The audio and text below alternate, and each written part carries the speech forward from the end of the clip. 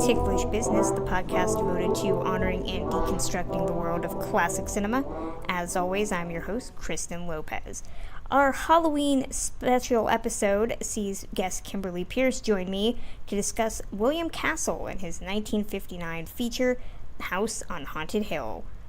I'm Vincent Price, and you're invited to my party in the house on Haunted Hill, where so far the ghosts have murdered only 7 people. So won't you come and make it 8? You'll see human heads without bodies. Mysterious pools of blood dripping from the ceiling. The walls move slowly in against you. Don't try to escape, you can't. William Castle wanted to be a horror director at the age of 13, after seeing Bela Lugosi in Dracula on stage. After meeting the legendary Lugosi, Castle said, quote, "I knew then what I wanted to do with my life. I wanted to scare the pants off audiences." At just 15, he dropped out of high school to join the Dracula touring company as an assistant stage manager. His first attempt at finding a gimmick was the result of leasing a Connecticut theater from Orson Welles, of all people. After hiring German actress Ellen Schwanecke for a non-existent play, he sent out a fictional telegram to local newspapers, alerting them that the actress had turned down a request to go to Munich and perform for the Nazis. He also secretly vandalized the theater, painting swastikas outside of it to further the ruse. I doubt it would work so well today. It worked, though, at the time, and the play, written in just 48 hours, was a smash success, proving to Castle that finding a gimmick was the road to success. Now, before the party begins, let's go over the details.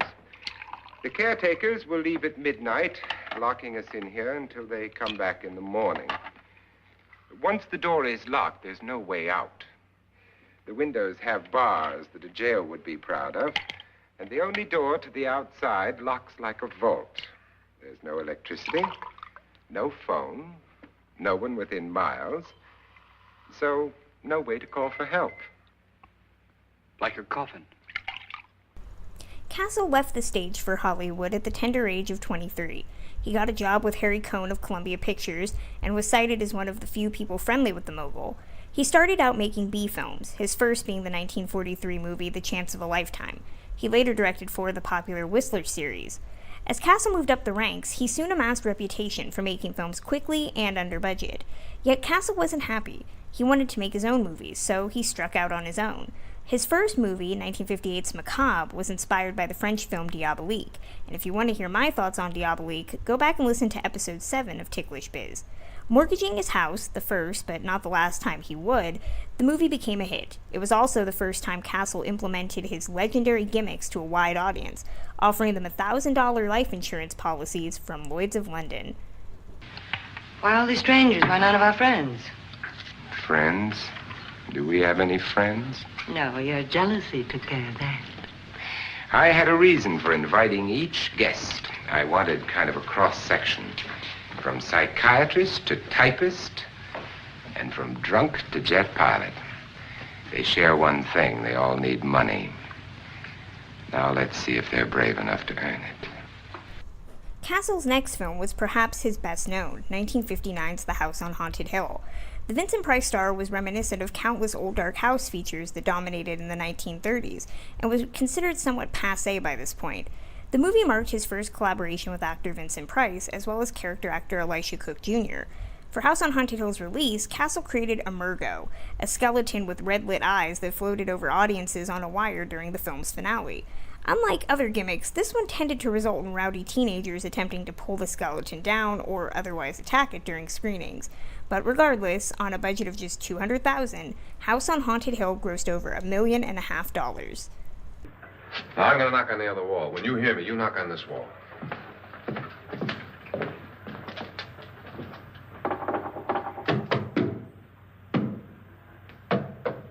Tap lower down.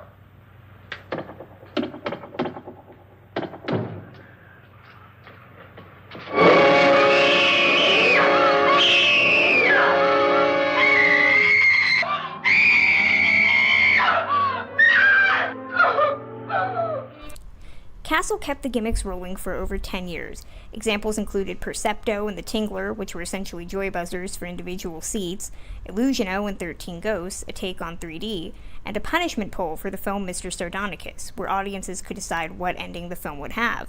Castle worked as a director until 1975, but his most accomplished film was one he never directed. In 1967, he mortgaged his home yet again to obtain the film rights to Ira Levin's Rosemary's Baby. He hoped that directing the horror picture would finally move him into prestige territory, but the studio behind it, Paramount, had different plans. They wanted and hired director Roman Polanski, breaking Castle's heart. He was forced into the role of producer, and a cameo as a man sitting outside a phone booth that Mia Farrow uses in the finished product. Despite the film's success and recognition, none of that fell back on its producer.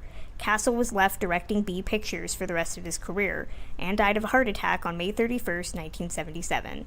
After the break, Kimberly Pierce joins me as we take a visit to the house on Haunted Hill. The ghosts are moving tonight, restless, hungry. May I introduce myself? I'm Watson Pritchard. In just a minute, I'll show you the only really haunted house in the world. Since it was built a century ago, 7 people, including my brother, have been murdered in it. Since then, I've owned the house. I've only spent one night there, and when they found me in the morning, I was almost dead. Today, listeners, we are doing our last Halloween episode on 1959's The House on Haunted Hill. My guest with me this week is the phenomenal Kimberly Pierce. Kimberly, how are you doing? Good, how are you?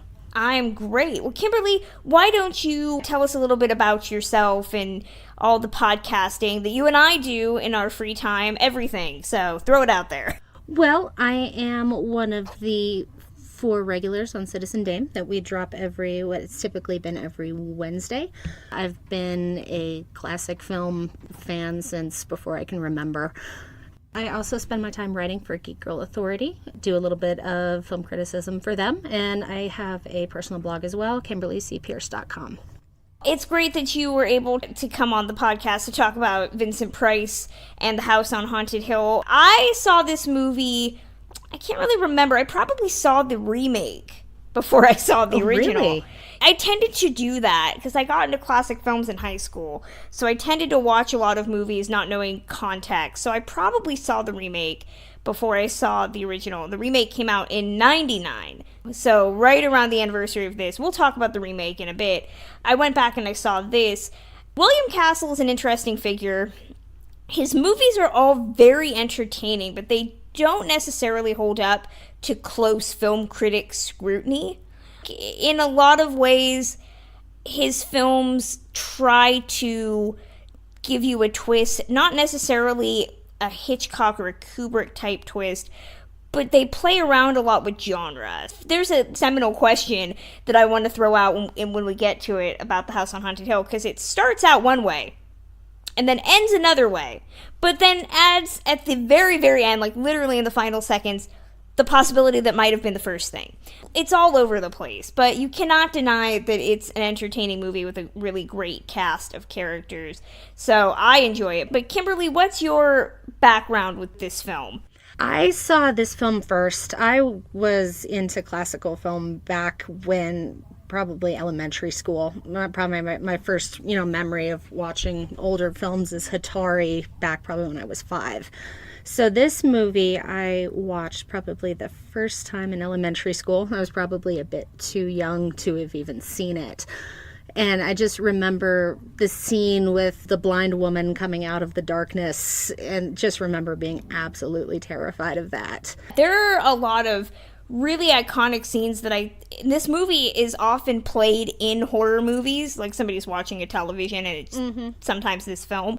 You have a really great pop culture infusion with this film. Most people have heard of it. Some people tend to get it confused. So this is not The Haunting, which is the Robert Wise film from '63, nor is this The Legend of Hell House from '73 with Roddy McDowall. I'd like to think there's a map of take a left on Elm Street, past The House on Haunted Hill, past The Haunting of Hell House. Let's talk about the plot in a nutshell. This tells the story of Frederick Lauren, who is one of the eccentric millionaires you hear about, played by Vincent Price. He invites a group of strangers to the legendary Hill House. I almost said Hell House. Where he offers each of them $10,000 if they can stay the night. Whoever doesn't, either because they leave or possibly end up being taken by the countless spirits that supposedly populate this place, the money will then be divided amongst whoever is left alive at the beginning of the next day. It's really just watching each of them get picked off one by one, trying to figure out what's going on. I find this to be a very fun movie, even though the plot is, it's a bit thin. The thing I want to bring up first, because I mentioned that this movie starts out one way, then segues into something else, and then goes back to that. Is this a murder mystery or a ghost story? The movie implies that it's a ghost story with all the spirits that live in Hill House, and you have Elisha Cook Jr.'s character, Watson Pritchett, who is telling everybody, he opens the film in this really funny floating heads type of thing, that there are so many spirits and it's kind of the 99 happy haunts type of thing. And perhaps they're coming for you. Will you be the next one? But then it takes the segue into Frederick is using this possibly as a ruse to off his philandering wife, played by Carol Omart. And then it returns to, well, maybe the ghost did it. What do you consider this to be? A ghost story or a mystery? I've always just classified it in my own head as a ghost story. However, in my most recent viewing, when I was, thinking about it, the relationship element seems so much more prominent to me than it had in the past. Looking at the basis of the plot, thriller's the wrong word, the murder mystery aspect, I would say. It's just dangles in that ghost story element, not necessarily for the camp aspect, but just to keep it interesting. See, I'm of the mind that it is a ghost story that just happens to have a murder mystery wandering through it. The movie it's an hour and 15 minutes. So for about an hour of that, you're watching the characters go. It's an old dark house type of movie, something like it's a haunted house. Yeah, something like The Cat and the Canary or The Old Dark House, if you've seen the James Whale film. So you're watching the two characters, predominantly Nora, played by Carolyn Craig, and Lance, played by Richard Long, wandering through this house, and occasionally stuff will happen that will cause Nora to freak out. There's always a quasi-rational explanation, but you are reminded repeatedly that this is a house where people have died. It's very psychological horror. There's not necessarily any of this could be plausible, any of it could be logically explained, but, the poor Carolyn Craig character, how long before she snaps? And much of that tries to tie tenuously to the murder part, that this is all an attempt to validate that the ghosts, if anything happens to any of the characters, if this married couple ends up killing each other, each one of them has plausible deniability. That works to a point. This is a movie for me that is fun in terms of watching the traps that are set by different characters. It's really just a litany of set pieces. So you have the wine cellar, you have this convenient vat of acid that supposedly still works after all these years. They have bones that they throw in, and I like that. I like when William Castle is playing with what we expect of the old dark house film, where you have this very violent history. Considering that this comes at the end of the 1950s, and horror films would only get more explicit from here, this is a really fun blend of both. So let's talk about William Castle very briefly. Castle is the man of gimmicks. He's kind of the P.T. Barnum of horror films. Much like Val Lewton was able to create a lot of interesting films, get unique actors on a very short budget. And a lot of his films tended to have a gimmick associated with them, whether it was life insurance policies or having to sit in, the coward's corner, I think, during one of their films. This movie had something called Emergo, which you would think would be some type of early 1950s 4D. Such a great Exactly. name. Everything ended in O. I think Percepto was one of them, too. There's a scene where a skeleton comes out and it's supposed to fly through the audience. It was the 1950s. Maybe they were easily amused. What do we think about watching this film now, sans gimmicks? You know, how does this movie hold up, knowing that in a theater setting there was going to be something that was supposed to jump out at you? I don't think it really loses anything, because I doubt it would have worked for me in 1959. And this is very much cinema of the 50s. You had the prevalence of 3D, you had what, smell-o-vision for a while.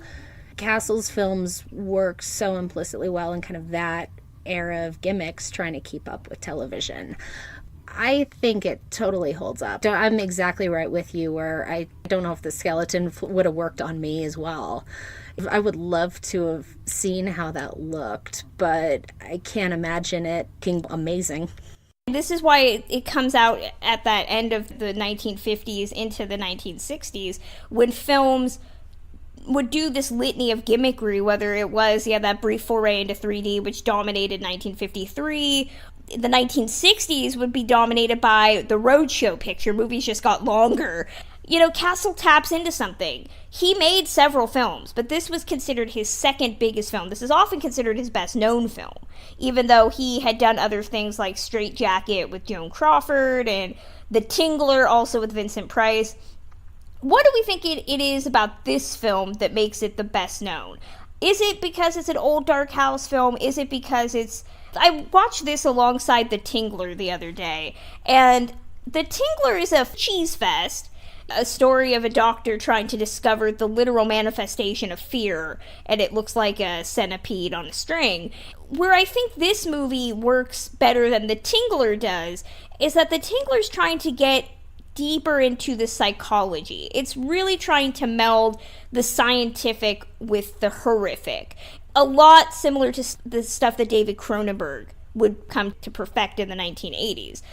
This is a very simple story, told very simply, and it just works. I think that's why it works better. Why do you think this is often considered Castle's best-known film? For the big three that I always think of with Castle are, this one, 13 Ghosts, and The Tingler. Looking between the three of them, there's more points of identification. You've got some characters in there you can grab onto. It's more accessible. Would you say that this is his best film? Probably. It's been far too long since I've seen something like 13 Ghosts. I've been meaning to rewatch that for a while. It's one that I haven't gotten to. But I would say for me it's probably his best. This is probably his second best. I tend to prefer one that not a lot of people are aware of, and that's Homicidal, which, if memory serves, was the attempt to emulate Psycho, which we'll talk about Psycho in a second. Homicidal is a fun, gender-bending type of film, and it's very easy to see the similarities to something like Psycho. Oddly enough, Alfred Hitchcock was inspired to make Psycho because he saw how well House on Haunted Hill had done. So you see this really fun dialectic of inspiration, but I think Homicidal might be his better made film, if only because it has more interesting fun with the plot that we had just seen, if you've seen Psycho. See, I'm going to have to put that one on my list, because that's one I've actually never seen. It's really, really interesting. We have to talk briefly about Ennis House, which is, quote-unquote, the house on Haunted Hill. I've always wanted to see Ennis House. It looks beautiful. It's a house in Los Feliz in LA, south of Griffith Park, designed by the acclaimed Frank Lloyd Wright in 1923. It was designed in 23, built in 24. It's the fourth and largest of Wright's textile block design. It looks like Legos made this house because it's interlocking precast concrete bricks that's supposed to look like a Mayan temple, and it's the house on Haunted Hill, and I think that works really well. It had been done in other movies. It had been used as early as 1933 for the film Female, and it was used in 1975 for The Day of the Locust. Most people might know it from Blade Runner, but I always associate it with House on Haunted Hill because Even though the interiors are not Ennis house interiors, the outside is. But it's so ominous, and it looks so uninviting because it looks like a house made of Legos. Well, and it's so different than so many movies you see, or houses you see in other movies like this. They so could have made the easy choice and just used your traditional haunted house. And that is just such a different, interesting looking house. Let's talk briefly about the cast, because for a horror movie, this cast is really good. For the most part, there's a character that I find to be very annoying, but that's, I think, supposed to be intentional. So you have 5 core characters. You have Frederick Lauren, played by Vincent Price, his wife Annabelle, played by Carol Omart.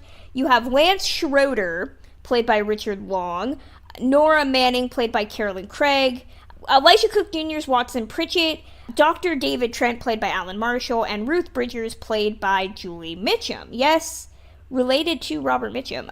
Really, though, there's only about 5 characters that you care about, necessarily. Dr. Trent and Ruth, what do we really know about them? One's a doctor, one's like a society Hedda Hopper type. Is that your takeaway from those two? Ruth especially is very throwaway, and yeah, the doctor, largely a plot device in my mind. The Doctor is expanded for reasons in the remake, which we'll touch on. And I say that this is why this seems like a murder mystery that just happened to wander into a horror film. This almost feels like Who's Afraid of Virginia Woolf just got lost in The Cat and the Canary, because you're introduced to Frederick and Annabelle. He's wealthy. She's just, quote-unquote, a gold digger. You're supposed to at least assume that she's a gold digger. These two are squabbling throughout the entire movie. She doesn't want to go to the party. He tells her she has to go to the party. They're given guns as party favors. You're just waiting for one of these two characters to shoot each other. And I love how Vincent Price's character and her have these weird... It's almost like this weird sexual interplay between the two of them. He's always grabbing her by the throat and pulling her hair, and I'm just sitting there thinking, these people are doing something freaky in their spare time. Yeah.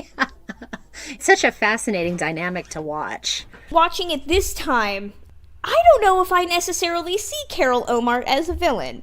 We're not given much depth into their relationship before this movie's events, but she's the one sitting around saying, this isn't my party, this is all you, I don't want to hang out with these people. He's just needling her the entire movie, almost like he's driving her to insanity. I don't necessarily know if I believe that he isn't the one trying to create some villainy in her. I'm so glad you said that, because I actually had a very similar reading this time through. I was really looking at the relationships and the characters in this watching, and that was how I felt as well. Carol Omart, I love. She was poised to be a Marilyn Monroe type, and she stops in the 70s. She was Miss Utah. She sang, she did television. She was dubbed a female Brando by the press in 1955. After she got married, she briefly retired from acting, but she ended up coming back. She starred in a couple other films, but she had a bit of a sticky personal life. She was married 3 times, divorced very quickly, and gave it all up. I had always heard that there were issues with her and her politics, but I can't find anything that proves that now, so I could completely be wrong. But I think she's very magnetic. She's got this regal bearing, got this very angular face, and you're never really sure what she's got planned. Now, mind you, she's a manipulator. There's no doubt about that. But the men in this movie are really stupid. It's like shooting fish in a barrel. You know, there's a scene where she's trying to play up to Lance. And we got to talk about Richard Long in this movie, because I find him to be hilariously... I'm pretty sure he'd be brought up on sexual harassment charges in this day and age. You know, she's playing up to like, oh, you're going to protect me. And he's like, sure. I find that most of these men in this film are very easily seduced by her, and it helps that she's gorgeous. But honestly, Lance has this thing with Nora. I just think he likes girl. You know, it doesn't really matter who it is. She's the cute young secretary. Of course the test pilot has to go after the cute young secretary. Yes, let's talk about Nora and Lance, otherwise known as the characters I wish weren't the leads in this movie. Carolyn Craig is sweet. She's unassuming, but she gives me nothing but screams. That's all she does in this movie. She's very, no, I'm being attacked. There's no real agency to her. She's very much a product of her time. And then you have Lance. Richard Long, he's probably best known to most people for Nanny and the Professor. He also did a couple Twilight Zone episodes, died young, unfortunately. He's very charismatic in that 1950s Pan Am type of way. You know, you could definitely see him piloting an airplane and definitely traveling with Carol Omar-esque flight attendants. I always say that my big issue with this film is that any relationship that's built in times of tragedy or fear are doomed to not be believable. Does anybody believe at the end of Speed that Keanu and Sandra Bullock are going to last past the credits? No, not really. And I think they mentioned that in the sequel. So here at the end, when Lance and Nora get together and it's like, oh, we've survived this and now we're really wealthy. I don't want them together. I find them both to be, she's annoying and way too timid, and he's definitely going to cheat on her. What do you think about these two as our de facto leads? Like you said, he is that 1950s leading man. So I was kind of looking at how man in the gray flannel suit Vincent Price was. You know, he's so his own person. Richard Long just so belongs in this era. I hadn't thought of the Pan Am thing. That is such a perfect way to describe it. They're very 1959 cookie cutter characters. I think Nora is only in there. They needed a good girl to probably offset the Annabelle character. And if you look at most old Dark House movies, oddly enough, in the early 30s, it used to be blondes, like Fay Wray in the old Dark House. And then as the 1940s and 1950s horror started to change, you got that glamorous Fay Wray type of character substituted for stuff like Paulette Goddard in The Cat and the Canary in the late 30s into the 1940s. Now you get more homely type of heroine. Nora as a character, you mentioned she's the secretary. She's the girl you want to settle down with. And in contrast to Carol Omart's character, she doesn't need the money. I think she says that it's her and her mother. She lives with her mother. She's probably a professional virgin, to use a term from The Moon is Blue. It's just, oh, what can she scream at now? Kind of felt bad for her in this viewing. Just looking at how much she gets put through in terms of all the other characters. Well, the other characters manipulate her because they can smell right away that she's weak. And it's funny, a couple of times Lance intentionally leaves her places, and you're just thinking, maybe he's trying to get away from you. You bring up Vincent Price, because I feel we can't just discuss him isolated in this film. As the 1950s progressed, Vincent Price became the king of horror. And it's a far cry from where he started out. Most people that I talk to about Vincent Price are very surprised that he was considered a respected actor back in the day.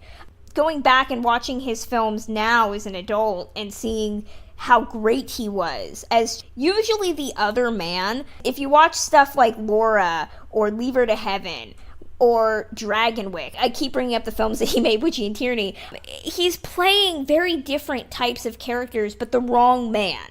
That was what he was good at, was playing the wrong man, or in period pieces. In 1953, he did House of Wax, which set everything in motion towards him being this horror actor. So then after that, he did The Fly, House on Haunted Hill, and The Tingler, and that's what he became. What works about Vincent Price in this movie is that, and I can't say he did it in every movie, there's a seriousness. He takes the material seriously. He's not playing it with a wink and a smile like, I know this is beneath me. He's playing this like he's playing Sir Walter Raleigh in Elizabeth in Essex, or The Song of Bernadette. Looking through his filmography, just thinking about this stuff into the 1960s, the very early Corman stuff, Pit and the Pendulum, and that is such a great way to look at his career. He played everything with that seriousness. He's one of my favorites. Back to Laura was probably my first introduction to his career. And we have to talk about another actor who tends to fly under the radar, Elisha Cook Jr. One of my favorite character actors. He's a great character actor. It's remarkable that Elisha Cook Jr. doesn't get as much praise as someone like Vincent Price, 'cause they both made a lot of movies. Elisha Cook Jr. always has that hangdog face. He was a very short character actor who became better known for noirs than he was horror. 217 credits to his name. I think that is insanely prolific. And he's great in everything. Everyone else is a skeptic. He is the one believer in the whole movie. He starts out a believer, he ends a believer. He comes in pretty much saying, y'all are gonna die here. This place is haunted, you should take it seriously. And everybody's just sitting around thinking, you're crazy. It's the one thing that I wish this movie had stuck to being a ghost story. Because the ending, which we're going to spoil the ending, so if you don't want to know the ending to The House on Haunted Hill, you should fast forward. The ending of this movie culminates with Annabelle dying. Annabelle is trying to fake her death to make it look like she has died and that her husband has killed her, so that Nora will kill him, and essentially Annabelle can walk away with the money. But the movie ends with Annabelle falling into that vat of acid. Story thing. If there's a vat of acid revealed in the film, by the end of it, somebody will end up falling in. It will be used. Annabelle falls into it, and you assume, okay, this is the ghost. No, it's really Frederick who did that. So the movie ends with poor Elisha Cook Jr. being, the ghosts are real, I'm telling you. It kind of undermines his character. You're left thinking, he's the one saying there's ghosts, this place is definitely haunted, but we're never given any overt proof of that is not explained away by this murder mystery. That's the one thing that really irks me. And I'm not saying the remake did it better, because we'll talk about the remake, but that's the one thing that irks me about this movie. I wish they had given us some belief that maybe there were ghosts around. Something was not explained by this murder mystery. Everything is. Thinking about that, he almost exists to sell that spooky environment. He's telling us it's spooky, ergo it must be spooky. It's almost like he's William Castle, telling us there's definitely ghosts here, you're gonna be scared, and then when that doesn't happen, he reminds you this is definitely scary. Let's talk really briefly about William Castle in the canon of films that he's made, and then we'll talk about the remake. William Castle films still work in a way in the modern era, because there's usually a really fun story, and there's good actors that are able to act in them. Even something that's chintzy that doesn't work, like The Tingler, or even something like Straight Jacket. Straight Jacket is a really fun movie because you got Joan Crawford and Diane Baker, two amazing actresses playing off of each other. I think in a lot of ways, even though his films eschew gore and violence, they still work because of the performers. Vincent Price sells this movie. I would say, for me, it's a combination of Vincent Price and Elisha Cook Jr. in there. There are so many different levels. Watching it, this is probably the first time I've ever rewatched it and really paid attention to that relationship element, that quirky, kooky dynamic between Vincent Price and Carol Omert. If you look at something like 13 Ghosts or I Saw What You Did or Macabre, Homicidal, he really likes to play with isolated groups of people, this makeshift family. Whether that's literal, as the case is with Homicidal or Straight Jacket, or this invented family, which you see here. And I mean, a lot of old Dark House films are like that, but there's this element of trust and balancing who you can trust, what your preconceived notions are about the characters. I think that's a really underrepresented technique in his films. If you look at this in something like 13 Ghosts, 13 Ghosts has Margaret Hamilton in it, the Wicked Witch of the West. And the assumption immediately is that she's evil. She has to be, because she's... Exactly, and that doesn't end up playing out as people expect. The same thing goes here. To a lesser extent, people assume Nora is high-strung, she's definitely going to kill somebody, and that plays out about as well as you can expect. But I like how he plays with those dynamics. You compare him to someone like Roger Corman, who went through that Grand Guignol type of phase that he did with Vincent Price and The Mask of the Red Death. Those films are operatic, but they can feel a bit cold, a little bit style over substance. Castle liked to play with gimmickry. If you watch The Tingler, there's a section of the film that's in bright red color. He played a little bit with technique, less so than Corman did. Corman loved to play with technique, throwing everything at the screen in terms of set design and all these moving parts. But the simplicity works better for Castle. I was amazed when I was researching earlier. With Castle, I've always been very aware of his horror canon. I had no idea his career had started as early as it did. Working into the 30s, I believe, was when he started. And I had just discovered this weekend, Decades was doing a marathon of Circle of Terror, I believe, a show he had created in the 70s. Was such a prolific filmmaker. To only know that probably 10-year stretch of films that he did in the 50s and 60s, it's kind of a shame. William Castle is one of those where he was constantly looking for the next big score. And so a lot of his work tended to be a day late and a dollar short. So when he would make TV shows, they tended to emulate stuff that had been popular and then wasn't. There's a great documentary that's worth watching called Spine Tingler, the William Castle story that lays out his futile attempts to try to separate himself from the horror elements. Didn't always work as well as he had hoped. Let's talk about the remake.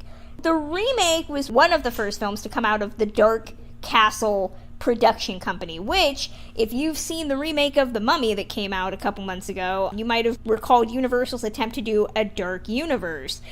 We tried this in the early 90s with Dark Castle, which was an attempt to take all the William Castle films and bring them in line with late 90s, early 2000s trends of horror.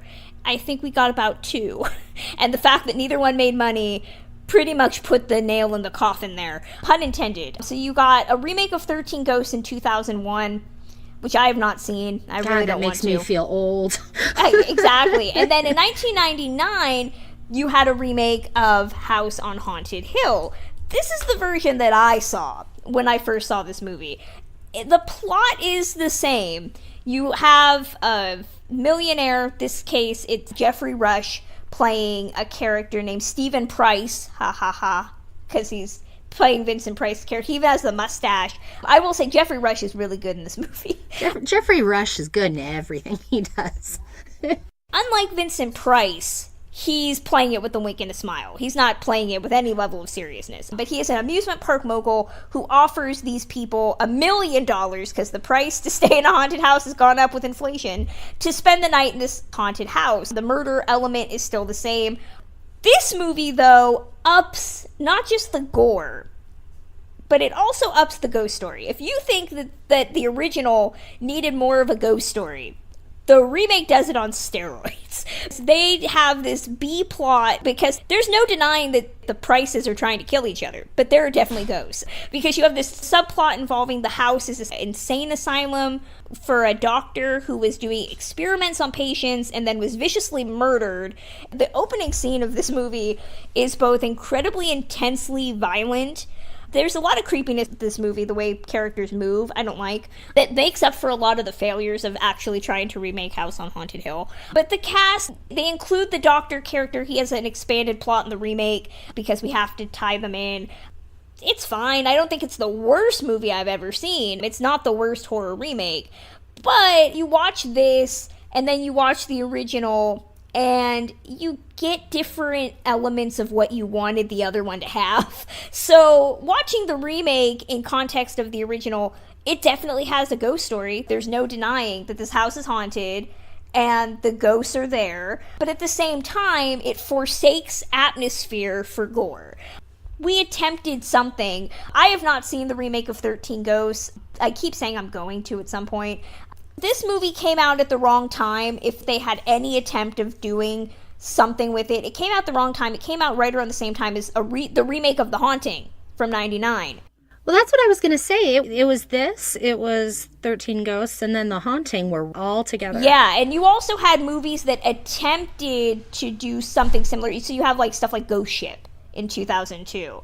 Oh, which again, much like this movie, Ghost Ship starts out really well, and then you have the rest of the film. That first scene is terrifying. Exactly. But the remake of The Haunting, is actually, I think the remake of House on Haunted Hill is way better than the remake of The Haunting.